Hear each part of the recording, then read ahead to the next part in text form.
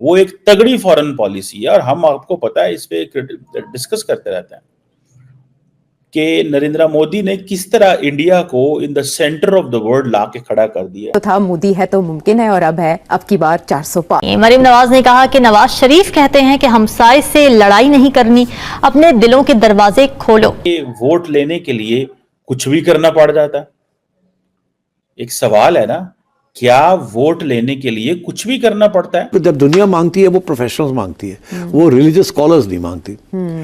ठीक, तो जब हमारे लोग बाहर जाते हैं तो वहाँ अगर प्रोफेशनल्स भी हैं तो उनकी जो रिलीजियोसिटी है वो उनके रास्ते में आ जाती है और वो फिर आइसोलेट हो जाते हैं।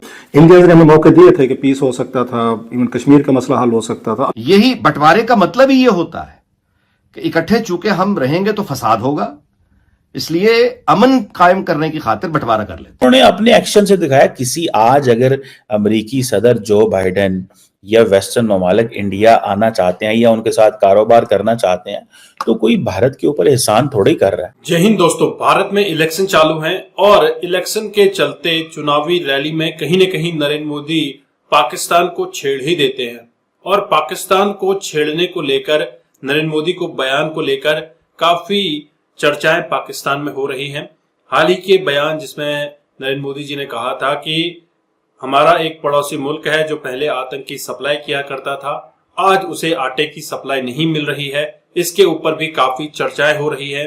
और भारत के इलेक्शन में अब की बार 400 पार के बारे में भी काफी डिस्कशन हो रहा है। इसके बारे में पाकिस्तानी रिएक्शन हम इस वीडियो में देखेंगे। तो चलिए वीडियो शुरू करते हैं। अगर आप चैनल पर नए हैं, चैनल को सब्सक्राइब करना मत भूलिएगा। वज़ीर आज़म रह चुके हैं, वो नाकाबिले शिकस्त समझे जा रहे हैं कि अब की बार तो 400 से ज्यादा सीट्स ले जाएंगे ये लोकसभा की, और नारा भी यही है। पहले तो था मोदी है तो मुमकिन है, और अब है अब की बार 400 पार।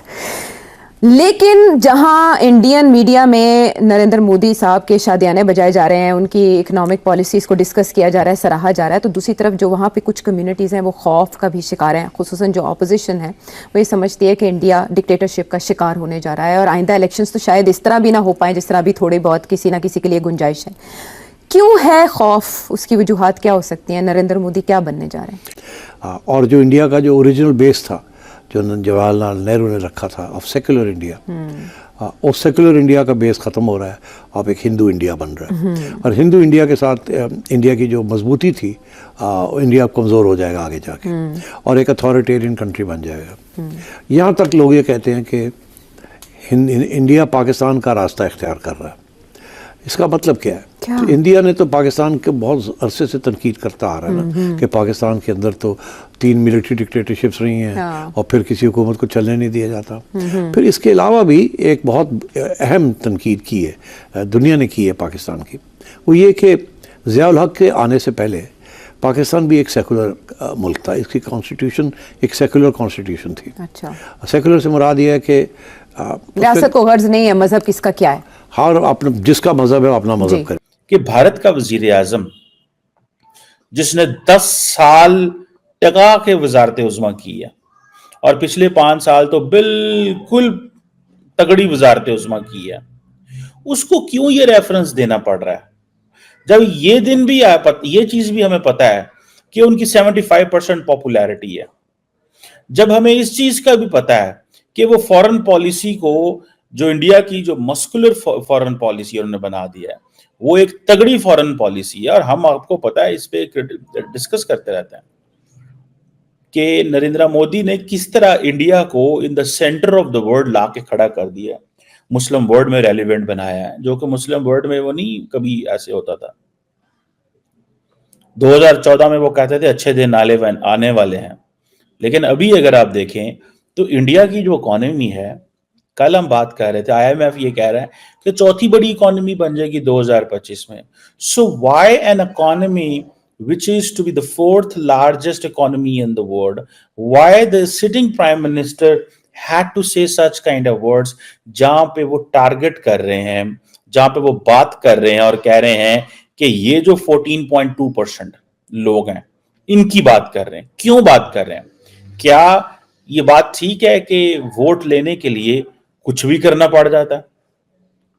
एक सवाल है ना, क्या वोट लेने के लिए कुछ भी करना पड़ता है, या कि जो बड़ी लीडरशिप होती है, ठीक है जी, उनको तो एक प्लूरलिस्टिक मैसेज देना चाहिए।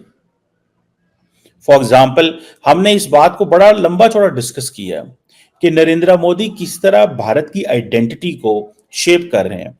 वो जो भारत की आइडेंटिटी है वो उसको शेप कर सकते हैं जो वो 80% आबादी के हक में बातें करें, जो वो करना चाहते हैं। इज इट नेसेसरी कि वो जो 14.2% आबादी है उसको भी टारगेट करना जरूरी है? आप जो एक्शन करते हैं वो अपनी 80% आबादी के लिए कर रहे हैं, जो बाकी 20% है क्या उनको टारगेट करना जरूरी है? मैं समझता हूं जो नेशनल लेवल के या जो ग्लोबल लेवल के या जो रीजनल प्लेयर होते हैं उनको ये काम नहीं करना चाहिए। जब वो ये काम करते हैं तो नुकसान होता है, नुकसान मुल्कों को होता है, इंडिविजुअल्स को कोई नुकसान नहीं होता। अब देखें उनके ओपोनेंट्स को एक मौका मिल गया, ठीक है जी। अब इंडिया देखें, एक बड़ी आबादी है, सारी दुनिया ये समझती है कि हमें भारत के साथ काम करने की जरूरत है, ठीक है जी। समिट बड़ी सक्सेसफुल भारतीय वजीर आजम नरेंद्र मोदी ने कराई, उसके ऊपर हमने आपको पता है बड़ी बात की। वो कह रहे हैं जनाब कि हम मुस्तकबिल के अंदर जो 2070 तक हम क्लीन एनर्जी में चले जाएंगे, 2047 तक एक डेवलप मुल्क बनना चाहते हैं, मतलब इस तरह की बातें वो कर रहे हैं। और उन्होंने अपने एक्शन से दिखाया, किसी आज अगर अमेरिकी सदर जो बाइडेन या वेस्टर्न ममालिक इंडिया आना चाहते हैं या उनके साथ कारोबार करना चाहते हैं तो कोई भारत के ऊपर एहसान थोड़ी कर रहा है, सब अपने इंटरेस्ट के लिए कर रहे हैं। लेकिन ये जो क्वेश्चन है, ठीक है जी, इस क्वेश्चन को कि आप उनको घुसपैठिए कहें या इन्फिल्ट्रेटर्स कहें, इससे तो क्या ये इलेक्शन पॉलिटिक्स है? एक सवाल ये भी है ना, या ये ऑलरेडी आपकी लीडरशिप के अंदर मौजूद है, ठीक है, और वो देखते हैं कि क्योंकि हम रिस्पॉन्सिबल जगह पे बैठे हुए हैं तो लिहाजा बोलने की जरूरत नहीं। तो दोस्तों, आपने ये वीडियो देखी और आपको आइडिया लग गया होगा कि पाकिस्तानी क्या चाहते हैं। पाकिस्तानी चाहते हैं कि भारत से दोस्ती हो, लेकिन दोस्ती का रास्ता दिल से होके जाता है और पाकिस्तान ने अभी तक भारत का दिल नहीं जीता है। भारत के पीठ में छुरा ही मौका है जब भी भारत ने पाकिस्तान से दोस्ती करने की कोशिश की है। इसके अलावा पाकिस्तान में अभी माहौल ये बना हुआ है भारत के चुनाव की वजह से कि ये भी कहा जा रहा है कि भारत अब सेक्युलर कंट्री नहीं रहेगा और अब की बार 400 पार के बाद भारत एक हिंदू राष्ट्र बन जाएगा। ओबियसली भारत एक हिंदू राष्ट्र है, हालांकि घोषित नहीं किया गया था। भारत सनातन धर्म का वो एक स्रोत है जहां से पूरी दुनिया में शांति का संदेश चाहता है। पाकिस्तानी मीडिया पर्सनल ये भी कह रहे हैं कि नेहरू जी ने जो सेक्युलर इंडिया का प्रावधान रखा था, अब वो धीरे धीरे हिंदू इंडिया की तरफ तब्दील हो रहा है और भारत पाकिस्तान बनने की तरफ बढ़ रहा है। जैसे पाकिस्तान में बंटवारा करके धर्म के नाम पे सेक्युलरिज्म खत्म की गई, अब हाल वही भारत का होने वाला है, ऐसा पाकिस्तानी एक्सपर्ट कहते हैं। जिनको अपनी कंट्री के बारे में नहीं पता, खुद के बारे में नहीं पता, वो भारत के बारे में प्रोडिक्शन कर रहे हैं कि हिंदू राष्ट्र अगर बन गया तो भारत एक डिक्टेटरशिप में आ जाएगा वगैरह वगैरह। भारत में ऐसी और सनातन धर्म में ऐसी कभी प्रथा रही नहीं कि डिक्टेटरशिप का कहीं से शुरुआत हो। हालांकि पाकिस्तानी डरे हुए हैं नरेंद्र मोदी के तीसरे टर्म में इलेक्टेड होने के बारे में। उनको काफी ज्यादा संदेश ये मिल रहा है कि इस बार पाकिस्तान को मोदी नहीं छोड़ेगा, जिसकी वजह से वो बौखलाए हुए बयान दिए जा रहे हैं। वहीं पाकिस्तान में ईरान के सदर भी आए हुए हैं और ईरान के सदर ने कश्मीर का नाम लिए बगैर अपना स्टेटमेंट दिया है और इससे भी पाकिस्तानी को मिर्ची लगी है कि कश्मीर का नाम क्यों नहीं लिया ईरान ने। वहीं सऊदी अरब ने जो फॉरेन मिनिस्ट्री विजिट की थी उस पे भी उन्होंने कहा कि सऊदी अरब ने भी कश्मीर का नाम नहीं लिया।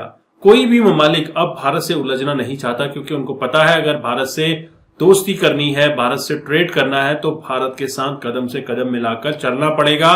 भारत से दोस्ती का रास्ता ही इख्तियार करना पड़ेगा। उनके लिए यह फायदे का सौदा साबित हो सकता है, लेकिन पाकिस्तान को इसकी समझ कहां है। दोस्तों, आपको इस पाकिस्तानी रिएक्शन वीडियो के बारे में कुछ कहना हो तो जरूर कमेंट कीजिएगा।